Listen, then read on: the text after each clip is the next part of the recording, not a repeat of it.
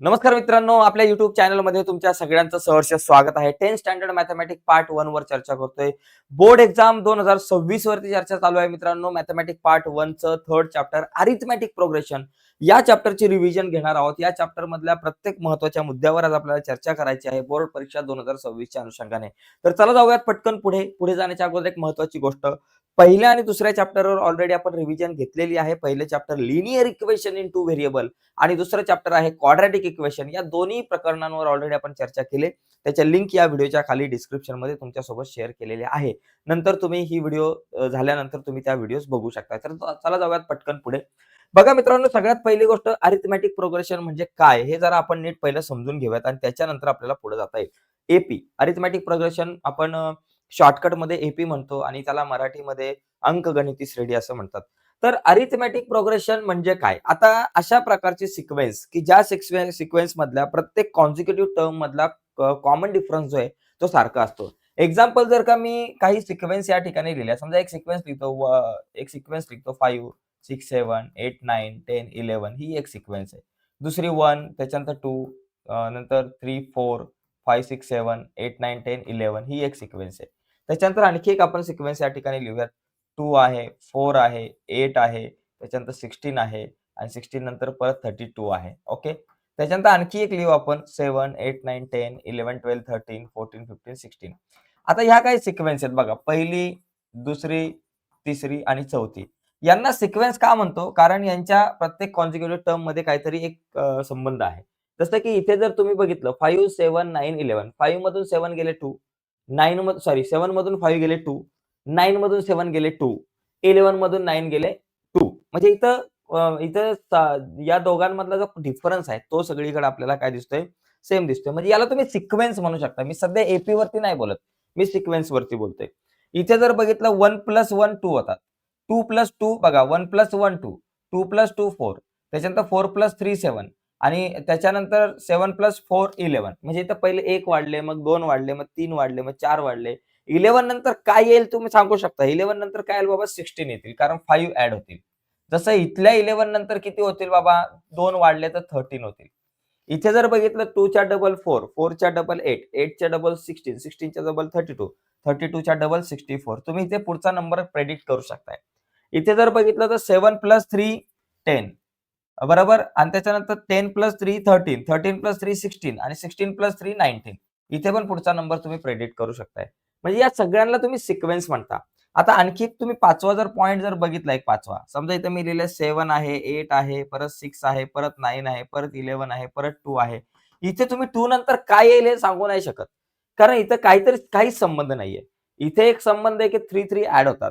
इथे एक संबंध आहे बाबा डबल होतंय. इथे संबंध आहे पहिला 1 वाढतो, मग 2 वाढतात, मग 3 वाढतात, 4 वाढतात, 5 वाढतात. अशा प्रकारे इथे एक संबंध दिसतोय. वरती काय 2, 2, 2, 2 ॲड होत गेलेले हा संबंध आहे. मग या चौघांना तुम्ही म्हणू शकता सिक्वेन्स, पण याला तुम्ही सिक्वेन्स म्हणू शकत नाही. ही सिक्वेन्स नाहीये. मग आता अरिथमेटिक प्रोग्रेशन म्हणजे काय? तर अरिथमेटिक प्रोग्रेशन म्हणजे अशी सिक्वेन्स की जिथे कॉन्सिक्युटिव्ह टर्म मधला डिफरन्स कॉमन आहे.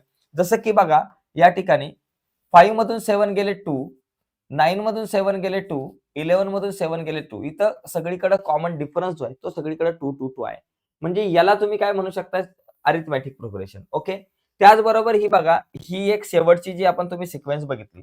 या सिक्वेन्समध्ये पण काय येस 10 मधून 7 गेले 3, 13 मधून 10 गेले 3, 16 मधून 13 गेले 3. इथे पण कॉमन डिफरन्स सेम आहे. म्हणजे 1 आणि 2 या दोन ज्या सिक्वेन्स आहे, इथे कॉमन डिफरन्स जो आहे 2 कॉन्सिक्युटिव्ह टर्म मधला तो सेम दिसतोय. म्हणून यांना तुम्ही म्हणू शकताय अरिथमेटिक प्रोग्रेशन. या दोन सिक्वेन्सला अरिथमेटिक प्रोग्रेशन म्हणू शकताय. आता इथे कॉमन डिफरन्स सगळीकडे सेम नाहीये म्हणून याला अरिथमेटिक प्रोग्रेशन नाही म्हणू शकत. थर्ड नंबर मध्ये पण बघा 4 मधून 2 गेले 2, 8 मधून 4 गेले 4, 16 मधून 8 गेले 8 आणि 32 मधून 16 गेले 16. तर इथे पण कॉमन डिफरन्स सेम नाहीये. तसं हे वरती 2, 2, 2 आहे, इथं 3, 3, 3 आहे. तर तुमच्या लक्षात आलं असेल अरिथमेटिक प्रोग्रेशन कशाला म्हणतात. तर आता आपण एक अरिथमेटिक प्रोग्रेशन बघूयात. समजा माझ्याकडे एक अरिथमेटिक प्रोग्रेशन 5 आहे. 5 + 4 9, 9 + 4 13, 13 + 4 17. आता ही एक अरिथमेटिक प्रोग्रेशन आहे. तर या अरिथमेटिक प्रोग्रेशन मध्ये काही इम्पॉर्टंट गोष्टी असतात. बघा सगळ्यात पहिली गोष्ट म्हणजे फर्स्ट टर्म बघा याला म्हणू आपण 5 ला T1 म्हणू, 9 ला आपण T2 म्हणू, 13 ला आपण T3 म्हणू आणि 17 ला आपण T4 म्हणू. त्याच्यानंतर T5, T6 वगैरे या सगळ्या गोष्टी येतील. आता ही एक अरिथमेटिक प्रोग्रेशन आहे. असा प्रश्न पण विचारला जातो की बाबा ही अरिथमेटिक प्रोग्रेशन आहे का नाही. ओके, तर याच्यामध्ये बघा 5 जो आहे 5 T1 त्याला आपण म्हणतो A. म्हणजे इथं A ची व्हॅल्यू काय झाली बाबा 5 झाली. आता याच्यामध्ये आणखी एक गोष्ट आहे 9 मधून 5 गेले बघा. T2 वजा T1 करा. T2 काय बाबा 9. त्याच्यामधून 5 मायनस गेले 4 आले. त्याच्यानंतर T3 मायनस T2 करा. T3 मायनस T2 करा. T3 काय बाबा आपल्याकडे आहे 13 मायनस T2 9. 13 मधून 9 गेले 4. त्याच्यानंतर T4 मायनस T3 करा. T4 काय बाबा 17. 17 मधून 13 गेले किती राहिले बाबा 4. तर इथे कॉमन डिफरन्स आहे. हे 4, 4, 4 ला आपण कॉमन डिफरन्स म्हणतो म्हणजे D म्हणतो. D इज इक्वल टू काय 4. तर या दोन गोष्टी मित्रांनो तुम्हाला काढता आल्या पाहिजेत. कुठलीही अरिथमेटिक प्रोग्रेशन असेल तर त्याच्यामध्ये A ची व्हॅल्यू काय असते आणि D ची व्हॅल्यू काय असते या दोन गोष्टी काढता आल्या पाहिजे. या दोन खूप बेसिक गोष्टी आहेत. लक्षात आलं असेल तुमच्या की A ची व्हॅल्यू काय 5 फर्स्ट टर्म आणि D ची व्हॅल्यू काय बाबा 4 असणार आहे. जो कॉमन डिफरन्स असतो 9 मधून 5 गेले 4, 13 मधून 9 गेले 4, 17 मधून 13 गेले 4 त्याला कॉमन डिफरन्स म्हणतो. या दोन गोष्टी जर नाही काढता आल्या तर या चॅप्टरचा तुम्हाला काहीच उपयोग नाहीये. या चॅप्टर मधून तुम्ही काहीच करू शकत नाही पुढे. त्यामुळे A आणि D च्या किमती काढता आलं पाहिजे. ओके, तर आता आपण थोडंसं पुढे जाऊयात. एक क्वेश्चन बघू आपण पुढचे काही. Which of the following sequence are AP. तर आता इथं ज्या काही सिक्वेन्स आहे त्याच्यामध्ये कुठल्या सिक्वेन्स एपी आहे. तर आता पहिली जर सिक्वेन्स तुम्ही बघितली, पहिली एक सिक्वेन्स दिली आपल्याकडे 2 आहे, 4 आहे, 6 आहे, 8 आहे. ही एपी आहे का? तुम्ही म्हणाल बाबा 4 मधून 2 गेले 2, 6 मधून 4 गेले 2, 8 मधून 6 गेले 2. ही एपी आहे. विषय संपला. ही अरिथमेटिक प्रोग्रेशन आहे. पण ते सांगताना एक्सप्लेन कसं करायचं ते खूप महत्वाचं आहे. बघा एक्सप्लेन करताना आपण काय करू, हा आपल्याकडे T1 आहे, हा T2 आहे, T3 आहे आणि T4 आहे. बरोबर, या सगळ्या गोष्टी तुमच्या लक्षात आल्या असेल. 2 ला आपण T1 म्हणणार, 4 ला आपण T2 म्हणणार, 6 ला आपण T3 म्हणणार आणि 8 ला आपण T4 म्हणणार. तर इथं कॉमन डिफरन्स काढा. D इज इक्वल टू काय असतं T2 मायनस T1 बरोबर, किंवा D इज इक्वल टू तुम्ही असं लिहू शकता T3 मायनस T2. प्रत्येक कॉन्सिक्युटिव्ह टर्म मधला डिफरन्स काढायचा आहे. आणि D is equal to T4 minus T3. ठीक आहे, हा डिफरन्स काढा. T2 मायनस T1 म्हणजे 4 मायनस 2 इज इक्वल टू 2. त्याच्यानंतर T3 मायनस T2. T3 किती बाबा 6 आहे, मायनस T2 4 आहे, आन्सर आलं 2. T4 minus T3. T4 किती 8 आहे, T3 किती 6 आहे, आन्सर आलं 2. आता इथे बघा कॉमन डिफरन्स इक्वल आहे का नाही. So it is not an AP. Here common difference is not constant. ती इथे लिहू शकतो here common difference between difference is not constant. Common different is not constant. Common difference जो आहे तो कॉन्स्टंट नाहीये. So therefore 2, 4, 6, 8 dot dot it is not an AP. Okay, not an AP. ही arithmetic progression नाहीये कारण common different constant नाहीये. जर common difference जर का कॉन्स्टंट असता तर आपण म्हटलं असतं की बाबा ती अरिथमेटिक प्रोग्रेशन आहे. आता दुसरा बघा काय होतं इथं 0.3 होता, 0.33 होता आणि 0.333 होता. आता याच्यामध्ये 3 टर्म आहेत. हा बाबा आपल्याकडे T1 आहे, हा T2 आहे आणि हा T3 आहे. मग आता पहिलं काय करा, D is equal to T2 minus T1 करा, हे आपल्याला माहिती आहे. आणि D is equal to T3 minus T2 करा. आता T2 मायनस T1, आता T4 नाहीच आहे इथं, त्याच्यामुळे काय पुढचा इथं जशी तिसरी स्टेप वाढवली होती T4 मायनस T3 तसं इथं करायची गरज नाहीये. कारण या ठिकाणी आपल्याला पुढचा हा पार्ट नाहीये, म्हणजे पुढचा जो 4th टर्म आपल्याला दिलेली नाहीये. आता काय होईल T2 मायनस T1. T2 किती 0.33 मायनस T1 काय बाबा 0.3 आहे. मग इथं T1 च्या जागेवर लिहा 0.3. मग आता बघा 0.33 मायनस 0.3 म्हणजे 0.30. 3 मधून 0 गेले 3, 3 मधून 3 गेले 0 आणि इथं पॉइंट आला. बरोबर, 0.03. आपल्याकडे काय आन्सर आलं 0.03. ठीक आहे. आता इथे बघा T3 मायनस T2. T3 किती बाबा 0.333 मायनस T2 किती 0.33. आता इथे काय आन्सर येईल बघा 0.333 मायनस 0.33. इथे एक 0 वाढवा. 3 मधून 0 गेले 3, 3 मधून 3 गेले 0, 3 मधून 3 गेले 0 आणि इथे 0. 0.003. आन्सर आलं 0.003. आता 0.03 आणि 0.003 हे दोन्ही डिफरन्स सारखे आहेत का? नाही. कारण इथे एक 0 खाली म्हणजे एक 0 ॲड झाला एक्स्ट्रा. 0.03 आणि 0.003 या दोन्ही नंबर जे आहेत ते वेगवेगळे आहेत. म्हणजे इथं कॉमन डिफरन्स कॉन्स्टंट आहे का नाहीये? मग इथं लिहायचं here common difference is not constant therefore it is not an AP. विषय संपला. तर एपी आहे की नाही हे असं ओळखावं लागेल आणि आपल्याला प्रश्न येतो. आणि या प्रकारचा प्रश्न बऱ्याचदा मल्टिपल चॉईस क्वेश्चन मध्ये सुद्धा येत असतो, हे लक्षात घ्या. एमसीक्यू मध्ये सुद्धा या प्रकारचा क्वेश्चन आपल्याला विचारला जाऊ शकतो, की कोणती कोणती खालीलपैकी कोणती बाबा अरिथमेटिक प्रोग्रेशन आहे, अशा प्रकारचा प्रश्न विचारला जातो. तर त्याचं उत्तर आपल्याला लिहिता आलं पाहिजे. ओके. पुढचा क्वेश्चन बघा. आपल्याला पुढचा क्वेश्चन राईट अँड एपी. आता एपी लिहा. whose first term is A and common difference is D in each of the following. आता याच्यामध्ये बघा A is equal to 10 आहे. आपल्याला दिलाय A is equal to 10 आणि D ची व्हॅल्यू 5 आहे. तर आपल्याला ती अरिथमेटिक प्रोग्रेशन तयार करा. एकदम साधा सोपा प्रश्न आहे. अरिथमेटिक प्रोग्रेशन लिहायची म्हणजे पहिली 4 टर्म तुम्ही काढा. पहिले 4 टर्म काढा, विषय संपला. म्हणजे मी काय करतो T1, T2, T3, T4 हे 4 टर्म जे आहेत ते आपण काढतो बघा. T1 काय बाबा? T1 म्हणजे पहिला टर्म म्हणजे ए असतो. T2 म्हणजे T1 प्लस डी एवढं लक्षात घ्या. T3 म्हणजे T2 प्लस डी. T4 म्हणजे T3 प्लस डी एवढंच करायचंय बघा. आता हे कॅल्क्युलेशन केलं की तुम्हाला उत्तर मिळेल. T1 म्हणजे ए आणि ए ची व्हॅल्यू आहे 10. बरोबर? T2 म्हणजे T1 प्लस डी. T1 ची व्हॅल्यू काय बाबा? 10 आले आणि प्लस डी किती आहे बाबा? 5. 10 प्लस 5 झाला 15. T3 म्हणजे T2 प्लस डी. भाऊ T2 ची व्हॅल्यू आलेली आहे 15 आणि प्लस डी ची व्हॅल्यू आपल्याकडे 5. 15 प्लस 5 आलं 20. T4 म्हणजे T3 प्लस डी. T3 ची व्हॅल्यू आले 20 तर लिहून टाका 20. प्लस डी ची व्हॅल्यू आहे 5. 20 प्लस 5 आपल्याकडे किती आलं? 25. मग गिवन एपी जी आहे आपल्याला जी विचारले, given AP arithmetic progression is equal to काय? पहिला टर्म आहे 10. त्याच्यानंतर 15, 20, 25. 15 आहे, 20 आहे, 25 आहे, डॉट डॉट डॉट झालं. तर अशा प्रकारे मित्रांनो आपल्याला एपी लिहायला सांगितली जाऊ शकते. ए आणि डी ची व्हॅल्यू दिलेली आहे. त्यावरून तुम्ही अरिथमेटिक प्रोग्रेशन लिहा. अशा प्रकारचा प्रश्न आपल्याला इथे विचारला जाऊ शकतो. तो असा आपण सोडू शकतो. किंवा इथे आणखी एक प्रश्न विचारला जाऊ शकतो. तो सुद्धा डोक्यात ठेवा. कुठला? ए आणि डी च्या व्हॅल्यू आपल्याला दिलेल्या आहेत आणि सांगितलं जाईल की बाबा फाइंड फर्स्ट 3 टर्म. मग त्यावेळेस तुम्ही T1, T2, T3 काढायचा विषय संपला. सेम हीच प्रोसेस आहे. किंवा सांगितलं जाईल फाइंड फर्स्ट 4 टर्म. तर फाइंड फर्स्ट 4 टर्म मग तुम्ही या 4 टर्म अशा प्रकारे काढू शकता. हेच आन्सर येईल सेम टू सेम असं. आणि एपी लिहायला सांगितलं तर पहिल्या 4 टर्म काढायच्या आणि एपी लिहून काढायची. डोक्याला जास्त ताप नाही घ्यायचा. ठीक आहे. तर अशा प्रकारे मित्रांनो हा प्रश्न आपण सॉल्व्ह करू शकतो. ठीक आहे. आता थोडं पुढे जाऊयात. पुढचा प्रश्न.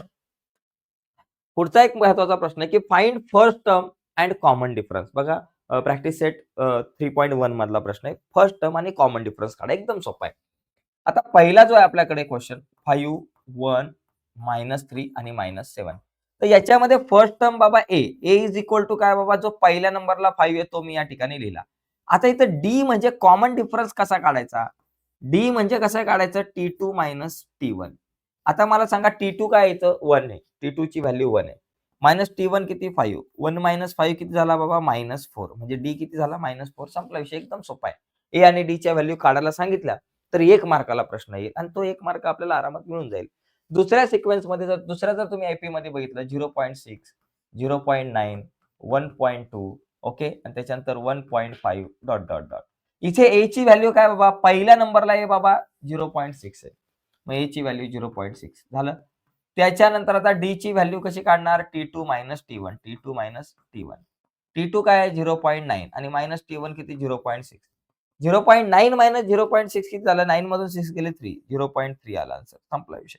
तर हे क्वेश्चन जे आहे ते खूप सोपे आहे. तर आपण एकंदरीत तुमच्या पुस्तकामधल्या प्रत्येक प्रॅक्टिस सेट मधले आपण एक्झाम्पल आज बघण्याचा प्रयत्न करतो. जेणेकरून सगळी रिव्हिजन आपल्याला होईल. ओके.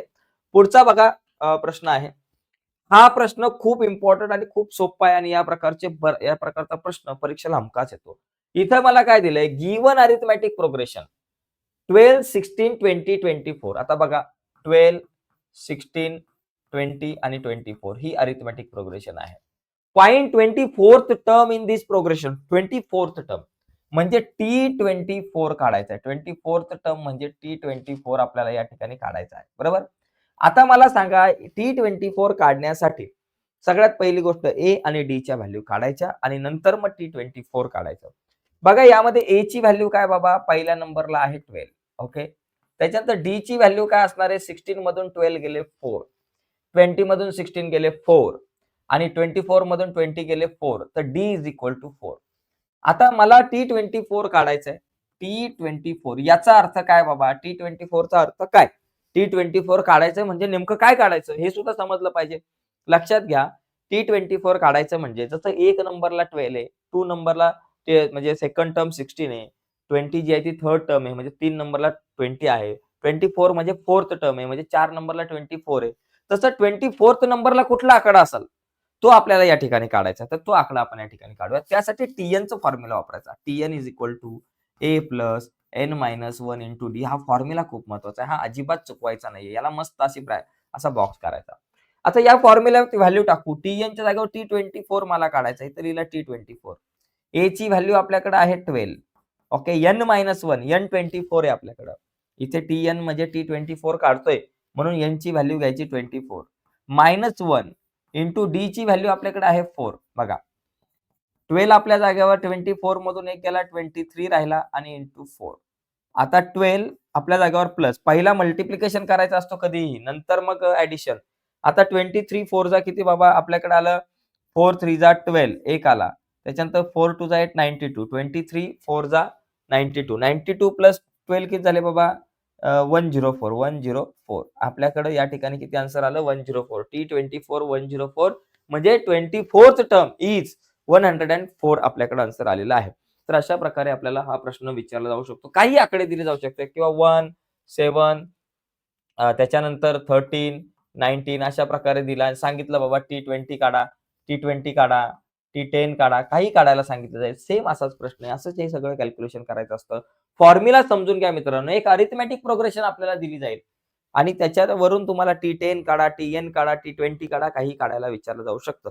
मी बाजूला होतो. याचा स्क्रीनशॉट वगैरे तुम्हाला या गणिताचा घ्यायचा असेल, तर तुम्ही या ठिकाणी घेऊ शकता. ठीक आहे. चला सगळ्यांना क्लिअर दिसतंय का जरा एकदा चेक करू आपण. ओके. चला पुढचा क्वेश्चन बघूयात आपण. पुढचा क्वेश्चन नंबर आपल्याकडे आहे बघा. आहाहा! आता हा थोडासा वेगळा प्रश्न आहे. हा पुस्तकामध्ये सॉल्व्ह केलेल्या एक्झाम्पल मधला आहे. मित्रांनो आपण फक्त त्या प्रॅक्टिस सेट मधले नाही घेणार. असे पण प्रश्न असतात की जे सॉल्व्ह केलेल्या एक्झाम्पल मधून सुद्धा येतात किंवा काही प्रश्न पुस्तकाच्या बाहेरचे पण असतात.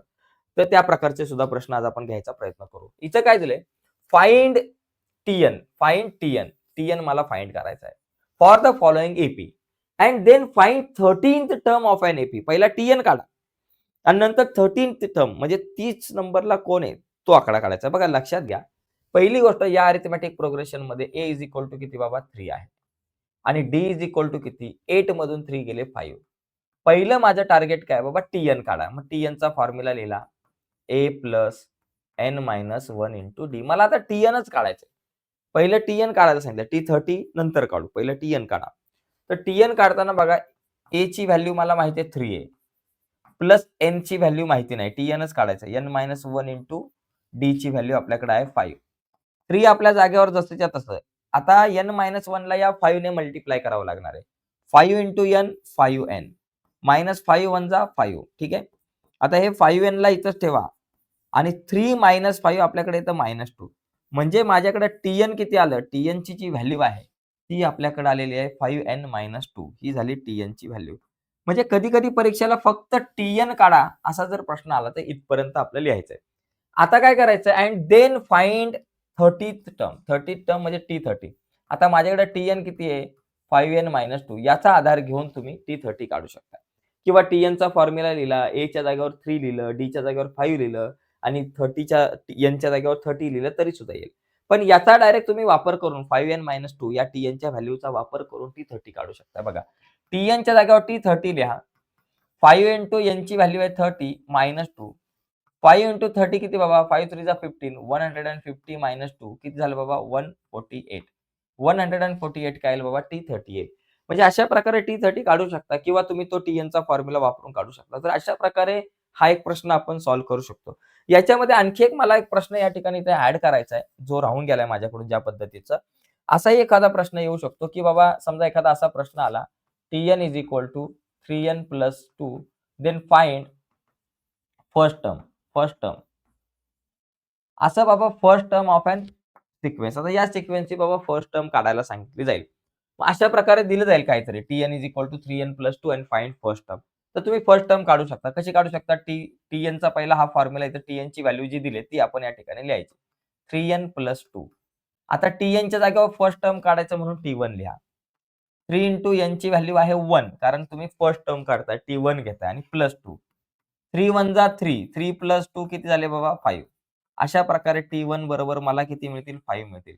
जर त्यांनी सांगितलं की फाइंड सेकंड टर्म काढायला सांगितलं जाईल, असं काहीतरी दिलं जाईल Tn = 3n + 2 then find second term. मग सेकंड टर्म काढताना Tn वापरा, T2 वापरा, T2. मग काय करा 3 × n च्या जागेवर 3 × 2 लिहा प्लस आपला 2 पलीकडं 3 2 जा 6 प्लस 2 6 प्लस 2 किती बाबा 8. T2 = काय आला 8 आला. तर असाही एखादा प्रश्न आपल्याला विचारला जातो आणि अशा प्रकारचा प्रश्न विचारला गेलेला आहे. किंवा असं सांगितलं जाईल की फाइंड थर्ड टर्म. मग T2 च्या जागेवर T3 लिहाल. किंवा असाही प्रश्न विचारला जाईल फाइंड फर्स्ट 3 टर्म असा पण एका वर्षी विचारला गेला होता. मग T2, T3, T1, T2 आणि T3 च्या व्हॅल्यू काढायचा विषय संपला. तर अशा प्रकारचे काही प्रश्न आपल्याला विचारले जाऊ शकतात. चला आता पुढे जाऊ थोडंसं. बघा, पुढचे काही प्रश्न आहेत. पुढचा बघा which term of the following AP is 560. हा प्रश्न थोडासा वेगळा आहे मित्रांनो. आपल्याकडे सिक्वेन्स आहे 2 आहे, 11 आहे, 20 आहे, 29 आहे. 20 नंतर 2, 11, 20, 29 बरोबर. 2 प्लस आणि पुढे जाऊन आपल्याकडं 560 कुठेतरी असणार आहे. आता सांगितलं की which term of the AP is 560. आता 560 ही कुठली टर्म असणार आहे? T1 असणार आहे, T2 असणार आहे, T3, T5, T20, T65 असणार आहे. काय असणार आहे? म्हणजे n ची व्हॅल्यू काढायची आहे. म्हणजे या ठिकाणी जसं T2 म्हणजे हा जो 2 म्हणजे T1 आहे. T1 ची व्हॅल्यू 2 आहे. T2 ची व्हॅल्यू या ठिकाणी माझ्याकडे 11 आहे. T3 ची माझ्याकडे 20 आहे. T4 ची व्हॅल्यू 29 आहे. तर मला एक सांगायचं आहे, की बाबा हा जो Tn ची व्हॅल्यू आपल्याकडे 560 आहे. तर याच्यातला n ची व्हॅल्यू काढा. म्हणजे हा 560 किती नंबरला आहे? T1 म्हणजे 2 1 नंबरला आहे. T2 म्हणजे 11 2 नंबरला आहे. T3 म्हणजे 20 3 नंबरला आहे. T4 म्हणजे 29 4 नंबरला आहे, 4 नंबरला आहे. तर तसा हा 560 किती नंबरला असेल? म्हणजे त्या n ची व्हॅल्यू आपल्याला काढायची आहे. तर या ठिकाणी आता लक्षात घ्या, या सिक्वेन्समध्ये A माझ्याकडे 2 आहे. D माझ्याकडे 11 मधून 2 गेले 9 आहे. आणि Tn ची व्हॅल्यू आपल्याकडे आहे 560 आणि आपल्या टार्गेट आहे n ची व्हॅल्यू काढा. जी व्हॅल्यू n ची येईल तितक्या नंबरला 560 असणार आहे. लक्षात घ्या. मग आता n ची व्हॅल्यू काढायला फॉर्म्युला कुठला वापरणार? मित्रांनो मला Tn ची किंमत दिली 560 Tn ची व्हॅल्यू. मग मी Tn चा फॉर्म्युला वापरणार. मग इथं Tn चा फॉर्म्युला वापरा. Tn = A + n - 1 × d. आता Tn च्या जागेवर 560 लिहा. इथं लिहून टाका 560 A ची व्हॅल्यू आहे 2 प्लस n ची व्हॅल्यू माहिती नाही काढायचे -1 × d ची व्हॅल्यू आहे 9. 560 ला म्हणायचं भावा तू इथंच थांब. 2 ला म्हणायचं तू जाऊ नको लांब. आणि या 9 नी काय करायचं n - 1 ला मल्टिप्लाय करायचं. n × 9 9n. n × -1 -9. आता बघा 560 आपल्या जागेवर -9 बघा हा 9n ला आपल्या इथं ठेवा. 2 - 9 2 मधून 9 जात नाही. 9 मधून 2 गेले 7 मोठ्या नंबरचा साइन -7. -7 ला इकडे आणू 560 च्या जागेवरती 560 च्या शेजारी 560 आपल्या जागेवर -9 आहे पलीकडे आला -7 आहे पलीकडे आला +7 झाला = 9n आपल्या जागेवर 560 + 7 567 = 9n. आता हा 9 मल्टिप्लाय इकडे आला डिवाइडेड आहे 567 अपॉन 9 = n. आता n ची व्हॅल्यू काढू आपण बघा 567 ला आपण 9 ने डिवाइड करू म्हणजे आपल्याला n ची व्हॅल्यू मिळेल. ठीक आहे. आता 9 बघा 9 6 जा 54 6 मधून 4 गेले 2 7 आणि 9 3 जा आपल्याकडे आलं 27 म्हणजे 63. n ची व्हॅल्यू किती आली 63. n ची व्हॅल्यू 63 आली याचा अर्थ T63 = आपल्याकडे 560 येतं. म्हणजे इथं लिहायचं which term of the following AP is 560. मग लिहायचं 63rd term of an AP is 560 असं आपल्याकडे आन्सर या ठिकाणी येऊ शकतं. ठीक आहे. तर अशा प्रकारे हा प्रश्न सोडवू आपण शकतो आणि या टाईपचा प्रश्न आपल्याला येतो. बऱ्याचदा 3-4 मार्काच्या प्रश्नामध्ये सुद्धा आपल्याला n ची व्हॅल्यू काढता आली पाहिजे. तर या प्रकारचे आणखी काही पुढे प्रश्न आहेत ते आपण नंतर बघूयातच. पुढे बघा. आता या प्रकारचे काही प्रश्न आहे की how many 2 digit number are divisible by 4. इथे सुद्धा मगाशी जे आपण फॉर्म्युला वापरलाय n ची व्हॅल्यू जशी काढली तशीच इथं काढायची बघा. How many 2 digit number. आता 2 डिजिट नंबर किती असतील? बघा 2 डिजिट नंबरची सुरुवात कुठून होते? 2 डिजिट नंबरची सुरुवात होते 11 पासून. 11, 12, 13, 14, 15, 16, 17 इथून सुरुवात होते आणि 96, 97, 98, 99 पर्यंत संपते. म्हणजे 2 डिजिट नंबर 11 पासून सुरू होतात आणि 99 ला संपतात. आता आपल्याला प्रश्न काय आहे, की हाऊ मेनी 2 डिजिट नंबर असे किती 2 डिजिट नंबर आहेत? आर डिव्हिजिबल बाय 4 म्हणजे 4च्या टेबलमध्ये येतील. 4 ने ज्याला आपण डिव्हाईड करू शकतो असे कुठले नंबर आहेत? बघा 12 ला तुम्ही 4 ने डिव्हाईड करू शकता. 16 ला 4 ने डिव्हाईड करू शकता. पुढे 20 असेल, 24 असेल आणि नंतर एक 96 ला मला वाटतं तुम्ही 4 ने डिव्हाईड करू शकता. 96 ला करू शकता का 98 ला एकदा चेक करा. बघा 96 ला जर तुम्ही 4 ने डिव्हाईड केलं 4 टू जा 8.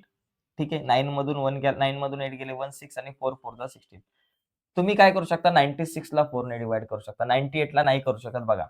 98 ला 4 ने जर डिव्हाईड करायचं झालं तर 4 टू जा 8. 9 मधून 8 गेले 1 वरून आले 8 आणि 18 4च्या टेबलमध्ये येत नाही. म्हणजे लास्ट नंबर 96 असणार आहे. मग इथं तुम्ही जर नीट विचार केला तर यामध्ये 4 ने डिव्हाईड करू शकतो असे नंबर कुठले? डिव्हिजिबल बाय 4 12 त्याच्यानंतर 16 त्याच्यानंतर 20 24 असं करत शेवटचा नंबर असणार आहे 96. ओके. तर आता हे सगळे किती नंबर असतील ते मला काढायचं आहे. किती नंबर म्हणजे कसं? हा 96 कितव्या नंबरला येतो ते काढलं की विषय संपला. म्हणजे या ठिकाणी 96 किती नंबरला येतो हे जर काढलं तर तुमच्या लक्षात येईल की बाबा तेवढे नंबर या ठिकाणी असतील ज्याला तुम्ही 4 ने डिव्हाईड करू शकता. म्हणजे याच्यामध्ये a इज इक्वल टू बाबा फर्स्ट टर्म तुम्हाला माहिती आहे 12. d इज इक्वल टू कसं काढायचं बाबा 16 मधून 12 गेले 4. Okay common difference. 20 मधून 16 गेले 4. 24 मधून 20 गेले 4. आणि 96 म्हणजे काय बाबा आपल्याकडे TN आहे. 96 म्हणजे TN आणि आपल्याला त्यातल्या n ची व्हॅल्यू काढायची. जी व्हॅल्यू n ची असणार आहे ते उत्तर. म्हणजे आता जो कार्यक्रम मगाच्या एक्झाम्पलमध्ये केला तसाच कार्यक्रम पुढे न्यायचा आहे TN चा फॉर्म्युला वापरून. TN चा फॉर्म्युला वापरला a plus n minus 1 into d. TN ची व्हॅल्यू आहे बाबा 96 इज इक्वल टू a ची व्हॅल्यू आहे 12 प्लस n ची व्हॅल्यू माहिती नाही मायनस 1 इंटू d ची व्हॅल्यू आपल्याकडे आहे 4. 96 इथं आपल्या जागेवर 12 आपल्या जागेवर आता n मायनस 1 ला 4 ने मल्टिप्लाय करा. 4 into n 4n plus 4n minus 4 1 जा 4. मग आता आपल्याकडे पुढे काय होईल बघा 96 आपल्या जागेवर येतील इज इक्वल टू 12 मायनस 4. 12 मधून 4 गेले 8 आले प्लस 4n. 8 प्लस इकडे आला minus 96 minus 8 is equal to 4n. आता बघा 96 मधून तुम्हाला 8 मायनस करायचे. 6 मधून 8 जात नाही. 16 मधून 8 गेले 8 इथं 1 आला 9 मधून 1 गेला 8 88. म्हणजे 4n इज इक्वल टू आपल्याला मिळतील 88. आता n ची व्हॅल्यू काढायची. n आपल्या जागेवर 88 आपल्या जागेवर 4 मल्टिप्लाय झाले divided by n is equal to 2 2 जा 4 2 2 जा 4 n इज इक्वल टू 22. म्हणजे इथं लिहू शकतो 22 2 digit number are divisible by 4. 4 ने डिवाइड करू शकतो असे नंबर किती असणार आहे 22. फक्त TN चा व्हॅल्यू TN चा फॉर्म्युला वापरून n ची व्हॅल्यू काढायची. a ची व्हॅल्यू इथं माहित असते, d ची व्हॅल्यू माहित असते. फक्त TN कळला पाहिजे काय आहे. तो TN कळला की त्याच्यानंतर n ची व्हॅल्यू आपल्याला काढता येऊ शकते. ठीक आहे. आता पुढचा प्रश्न आपण मित्रांनो बघूयात. बघा नेक्स्ट क्वेश्चन. पुढच्या प्रश्नात जर का आपण बघितलं बघा हा थोडासा वेगळा प्रश्न आहे, थोडासा मोठा आहे. जर प्रश्न आला हा तर 4 मार्काला येऊ शकतो यावरची. ठीक आहे. त्याच्यामुळे याच्याकडे नीट बघा. 11th term and 21st term of an AP are 16 and 29 respectively. Then find the 41th term of an AP. बघा मला काय दिलंय 11th टर्म म्हणजे T11. आपल्याला काय दिले 11th टर्म दिले 16 बरोबर. 11th टर्म 16 ज्या गोष्टी दिल्यात त्या व्यवस्थित लिहून काढा. आणि 21st टर्म म्हणजे T21 इज इक्वल टू दिले 29. या दोन गोष्टी आपल्याकडे आहेत. आणि आपल्याला आता काय सांगितलंय की फाइंड 41th टर्म. आता एक काम करायचं T11 घेऊन एक इक्वेशन बनवायचं. T21 घेऊन दुसरं इक्वेशन बनवायचं. ती दोन इक्वेशन सॉल्व्ह करायची. त्याच्यातून A आणि D च्या व्हॅल्यू मिळतील. A आणि D च्या व्हॅल्यू मिळाल्या की 41th टर्म आपल्याला मिळते. बघा कसं. पहिला फॉर्म्युला लिहा TN चा. TN is equal to A plus N minus 1 into D. चला हा फॉर्म्युला खूप इम्पॉर्टंट आहे. पहिलं माझ्याकडे बाबा T11 आहे. मग मी काय करतो TN च्या जागेवर T11 लिहितो. A ची व्हॅल्यू माहिती नाहीये. N ची व्हॅल्यू इथे 11 आहे म्हणून 11 मायनस 1 इंटू D आपल्या जागेवर. T11 किती 16 आहे. 16 इज इक्वल टू A आपल्या जागेवर 11 मधून एक गेला 10D. म्हणजे A plus 10D is equal to 16 असं एक इक्वेशन मिळेल. A plus 10D is equal to 16 याला म्हणायचं बाबा इक्वेशन नंबर 1 झालं. अशा प्रकारे इक्वेशन नंबर 1 आपण तयार केलं. कशापासून T11 पासून. आता T21 चा विचार करू बघा. T21 is equal to A आपल्या जागेवरती अधिक n मायनस 1, n ची व्हॅल्यू इथं 21 लिहा, -1 इंटू d ची व्हॅल्यू पण आपल्याला माहिती नाहीये. T21 किती बाबा 29 आहे, इथं लिहून टाका 29. a प्लस 21 मधून 20 गेले 20d झालं. ओके, म्हणजे a plus 20d is equal to आपल्याकडे काय आलं, a plus 20d is equal to 29 equation number 2. अशा प्रकारे हे दुसरं इक्वेशन तयार झालं. आता ही दोन इक्वेशन सॉल्व्ह करून a आणि d च्या व्हॅल्यू काढू. आता या दोन इक्वेशन मध्ये जर तुम्ही बघितलं तर बघा हा एक कट होऊ शकतो. आता यांना सोडवण्यासाठी क्रेमरचा रूल वापरा किंवा डायरेक्टली तुम्ही एलिमिनेशन मेथड वापरा तरी चालेल. आपण काय करू, इक्वेशन 2 मधून इक्वेशन 1 ला जर मायनस केलं तर a कॅन्सल होईल आणि d ची व्हॅल्यू मिळेल आपल्याला. आपण तसं लिहू, equation number 2 minus equation number 1 आपण या ठिकाणी करूयात. 2 मायनस इक्वेशन नंबर 1. इक्वेशन 2 मधून इक्वेशन 1 ला मायनस करू. 2 काय आहे बाबा, a plus 20d is equal to 29. a plus 20d is equal to 29 आणि minus a plus 10d is equal to 20. हा इज इक्वल टू 16. हा इक्वेशन नंबर काय बाबा 1 आहे. इक्वेशन 2 मधून 1 पहिला 2 लिहिला, a plus 20d is equal to 29 आणि minus a plus 10d is equal to 16. आता बघा a मायनस a गेला, a कॅन्सल झाला, a मधून a बाबा गेला, चिमणी उडाली, कावळा उडाला, a पण उडाला. आता 20 मायनस 10 किती झालं बाबा 10d आणि 29 मायनस 16, 9 मधून 6 गेले 3, 2 मधून 1 गेले 1 म्हणजे 13 आन्सर आलं. आपल्याला d ची व्हॅल्यू काढायची. d ला म्हणायचं बाळा इथंच थांब, 13 ला म्हणायचं तू जाऊ नको लांब, 10 ला म्हणायचं तुझं इथं काय काम, 10 मल्टिप्लाय पलीकडे गेला डिवायडेड बाय 10 आणि d इज इक्वल टू 13 ला 10 ने डिवाइड केलं 1.3 आन्सर आलं. तर अशा प्रकारे मला d ची व्हॅल्यू मिळाली 1.3. आता d मिळाला, आता a मिळाला, a ची व्हॅल्यू काढावी लागेल. d मिळाल्यानंतर a ची व्हॅल्यू काढल्यानंतर मी T41 काढू. मग a ची व्हॅल्यू काढण्यासाठी ही जी d ची व्हॅल्यू 1.3 आहे त्याला आपण इक्वेशन नंबर 1 किंवा 2 मध्ये ठेवू शकता. 1 मध्ये ठेवू. चला प्लेस, इथे लिहू place d is equal to 1.3 in equation number 1. चला इक्वेशन 1 मध्ये ठेवू. इक्वेशन 1 काय बाबा माझ्याकडे, इक्वेशन 1 आहे a plus 10d is equal to 16. इथे लिहायचं a plus 10d is equal to 16. a ची व्हॅल्यू माहिती नाही, प्लस 10 इंटू d ची व्हॅल्यू आहे 1.3 is equal to 16. a plus, आता बघा 10 इंटू 1.3 किती झाले 13 इज इक्वल टू 16. a आपल्या जागेवर 16, आपल्या जागेवर 13 प्लस हे पलीकडे गेले मायनस 13 झाले. सो देअरफॉर a ची जी व्हॅल्यू आहे 16 मायनस 13 3 झाले. a ची व्हॅल्यू 3 आहे आणि d ची व्हॅल्यू 1.3 आहे. ठीक आहे. आता माझं टार्गेट काय बाबा, मला 41th टर्म काढायचे. 41th टर्म म्हणजे T41 काढायचं आहे. मग त्यासाठी आपण Tn चा फॉर्म्युला वापरू. a plus n minus 1 into d हा Tn चा फॉर्म्युला. आता या फॉर्म्युल्यामध्ये आपण व्हॅल्यू टाकूयात बघा. चला मला Tn च्या जागेवर T41 काढायचे. मग इथं मी लिहितो T41. a ची व्हॅल्यू काय बाबा 3 आले. प्लस n ची व्हॅल्यू इथं 41 आहे. म्हणून या ठिकाणी आपण काय करू 41 मायनस 1 इंटू d ची व्हॅल्यू काय बाबा 1.3 आहे. मग इथं लिहायची 1.3. 3 आपल्या जागेवर 41 मधून 1 गेला 40 इंटू 1.3. आता 40 इंटू 13 जर केला तर 13 इंटू 40 केला तर 520 येतं. 13 4 जा 52 म्हणून 13 इंटू 40 केलं की 520 आपल्याकडे येतं. पण इथं एक पॉइंट आहे 1.3 आहे आपल्याकडे.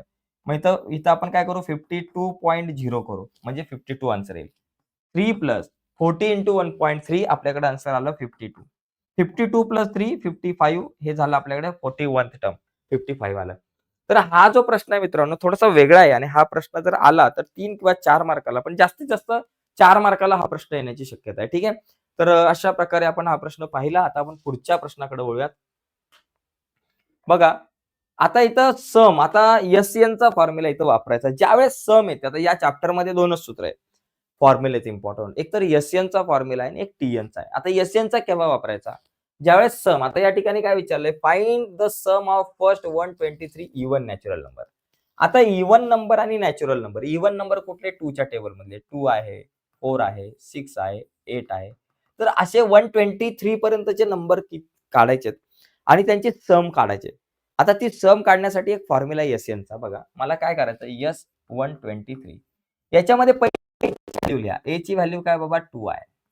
त्याच्यानंतर d ची व्हॅल्यू काय बाबा 4 मधून 2 गेले 2 आहे.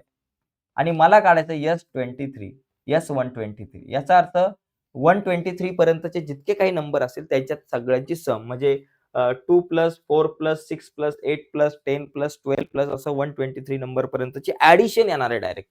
तर ती काढण्यासाठी एस चा आपल्याला एक फॉर्म्युला वापरावा लागणार. S123 वापरताना एस फॉर्म्युला. तर एस चा फॉर्म्युला काय असतो तो लक्षात घ्या. n/2 ब्रॅकेटमध्ये 2a प्लस परत आतला छोटासा bracket n-1 into D bracket complete. याच्यात व्हॅल्यू टाकू. च्या जागेवर काय लिहिणार? S123 लिहिणार. बरोबर? मला 123 काढायचं S123 म्हणून च्या जागेवर 123.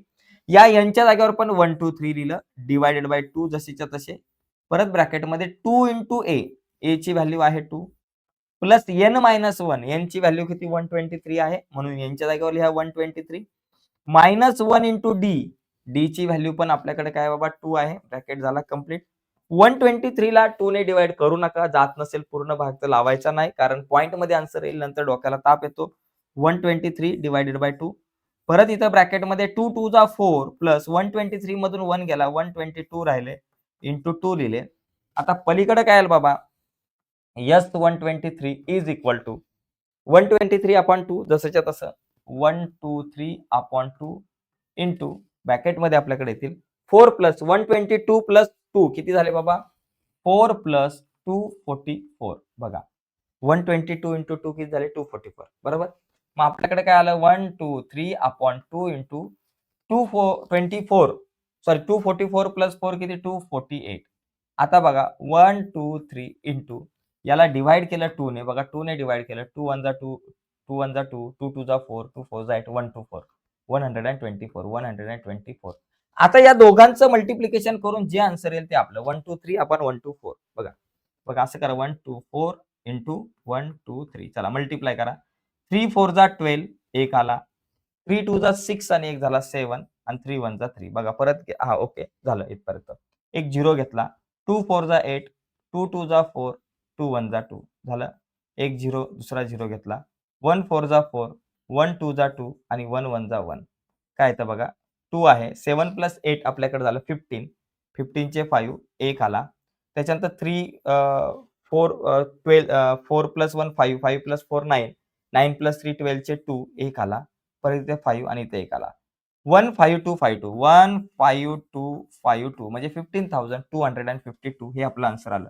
म्हणजे पहिले जे काही तुमचे 123 नंबर्स असतील इव्हन नॅचरल नंबर त्या सगळ्यांची सम 15,252 येतील. तर अशा प्रकारे इथं तुम्हाला एस-एनचा एक फॉर्म्युला वापरायचा बाकी आपल्याला काहीच करायचं नाही. तर सोपा क्वेश्चन होता. ठीक आहे. पुढे चला. पुढचा एक प्रश्न आहे. हा थोडासा वेगळा आहे. हा इथे बघा. आता हा प्रश्न बघा. Find the sum of all odd number from 1 to बघा 1 टू 150. 1 पासून 150 पर्यंत आपल्याला काय करायचं सम करायचे सगळ्यांचे ऑड नंबर. आता 1 पासून जर तुम्ही फ्रॉम 1 टू 1 पण पकडायचं आहे. बिटवीन नाही विचारलं फ्रॉम विचारलं म्हणून 1 सुद्धा पकडायचं आहे. बिटवीन म्हटलं असतं तर 1 नसता पकडला. आता बघा ऑड नंबर कुठला 1 ऑड नंबर आहे त्याच्यानंतर 2 3 ऑड नंबर आहे 4 5 आहे 6 7 आहे या ऑड नंबर आहे आणि 150 ऑड नाहीये इव्हन आहे 150च्या आधीची ऑड नंबर 149 म्हणजे 1 पासून ते 149 पर्यंतचे हे काही तुमचे नंबर आहेत. आता यांची सम करायचे. मगाच्या प्रश्नामध्ये सम करायची होती आणि तिथं दिलं होतं 123 नंबर्स आहेत. पण इथं ह्या किती नंबर आहेत ते म्हटलं नाही. हे नंबर किती आहेत 1 3 5 7 149 पर्यंत किती नंबर असतील हे मला माहिती नाहीये. मग अगोदर हे किती नंबर आहे हे काढावं लागेल. म्हणजे अगोदर n ची व्हॅल्यू काढावी लागेल आणि मग एसएन ची व्हॅल्यू काढावी लागेल. मग पहिलं काय करू आपण n ची व्हॅल्यू काढू. त्यासाठी बघा a ची व्हॅल्यू काय बाबा फर्स्ट टर्म आहे 1. d ची व्हॅल्यू काय बाबा 3 मधून 1 गेले 2 आणि 5 मधून 3 गेले 2 कॉमन डिफरन्स आपल्याला माहिती आहे आणि tn ची व्हॅल्यू आपल्याकडे 149. आता याच्यावरून आपण काय करू पहिली n ची व्हॅल्यू काढू. पहिला tn चा formula is equal to a plus n-1 into D formula लिहिला. आता याच्यामध्ये व्हॅल्यू टाका. tn ची व्हॅल्यू 149 आहे 149 लिहून टाका. a ची व्हॅल्यू 1 आहे प्लस n-1 n ची व्हॅल्यू आपल्याला माहिती नाहीये n-1 इंटू डी ची व्हॅल्यू आपल्याला माहिती आहे 2 आहे 149 आपल्या जागेवर 1 प्लस n-1 इंटू 2 करायचं 2 इंटू n 2n झाले मायनस 2 1 जा 2 झाले 149 इज इक्वल टू 2n आपल्या जागेवर जशीच्या तसे 1 मायनस 2 मायनस 1 झाले मायनस 1 ला इकडे आणा 149 प्लस 1 होतील इज इक्वल टू 2n होतील. मग 2n is equal to 149 plus 1 झाले 150. आपल्याला n ची व्हॅल्यू काढायची n ला इथंच ठेवू 150 आपल्या जागेवर लिहू. हा 2 मल्टिप्लाय पलीकडे गेला डिवायडेड बाय झाला 2. So therefore n is equal to किती झाले बाबा 75. 150 ला जर का तुम्ही 2 ने डिवाइड केलं तर आपल्याकडे येईल आन्सर 79. म्हणजे आता हे 79 नंबर आहेत. या सगळ्या 75 संख्या आहेत. आता यांची सम काढायची. यांची सम काढण्यासाठी एसएनचा फॉर्म्युला. आता एसएनचा बघा तुम्ही जर दोन प्रकारे गोष्टी करू शकता. आता मला ए ची व्हॅल्यू 1 माहिती आहे, डी ची व्हॅल्यू 2 माहिती आहे आणि एस 75 काढायचं म्हणजे तुम्ही एसएनचा जो मगाशी वापरला तो फॉर्म्युला पण वापरू शकता. पण या ठिकाणी लक्षात घ्या n इज इक्वल टू 75 याचा अर्थ tn ची व्हॅल्यू किती आली 75. ओके. tn काय याचा अर्थ t75 जो आहे इज इक्वल टू तुमच्याकडे 149 म्हणजे t75 ची व्हॅल्यू आपल्याकडे 149 आलेली आहे. म्हणजे 75 नंबरला हे 149 येतील. तर इथे एसएनचा फॉर्म्युला तुम्ही वापरू शकता. तो मगाशी वापरला तो किंवा मी दुसरा एक फॉर्म्युला सांगतो जिथं पटकन आन्सर येईल. एसएनचे दोन फॉर्म्युले आहे. S N is equal to n/2 ब्रॅकेटमध्ये t1 प्लस tn. हा फॉर्म्युला केव्हा वापरू शकतो? ज्यावेळेस तुम्हाला tn ची व्हॅल्यू माहिती आहे आणि ज्यावेळेस तुम्हाला t1 म्हणजे a ची व्हॅल्यू माहिती आहे त्यावेळेस तुम्ही हा फॉर्म्युला वापरा. पटकन आन्सर येतं. मगाचा वापरला तरी चालेल कारण तुम्हाला a पण माहिती आहे, d ची व्हॅल्यू पण माहिती आहे आणि n ची व्हॅल्यू पण माहिती आहे. तो फॉर्म्युला सुद्धा वापरू शकता. म्हणजे n/2 ब्रॅकेटमध्ये 2a plus n minus 1 into d तो पण वापरू शकता. पण इथे हा का वापरा? कारण पटकन आन्सर येईल. जेव्हा तुमच्याकडे t1 आणि tn दोन्ही व्हॅल्यू असतात तेव्हा हा फॉर्म्युला वापरा. tn किती बाबा 75 आहे. इज इक्वल टू n च्या जागेवर 75 अपॉन 2 ब्रॅकेटमध्ये t1 ची व्हॅल्यू किती 1 आहे आणि tn म्हणजे t75 कारण n ची व्हॅल्यू 75 आहे. आता इथे 75 अपॉन 2 ब्रॅकेटमध्ये 1 प्लस t75. आता t75 किती बाबा 149 आहे. बरोबर. 75 अपॉन 2 ब्रॅकेटमध्ये 1 इंटू 149 किती झालं 150 झालं. आता 75 इंटू 2 ने 150 ला डिवाइड केलं 75 आलं आन्सर.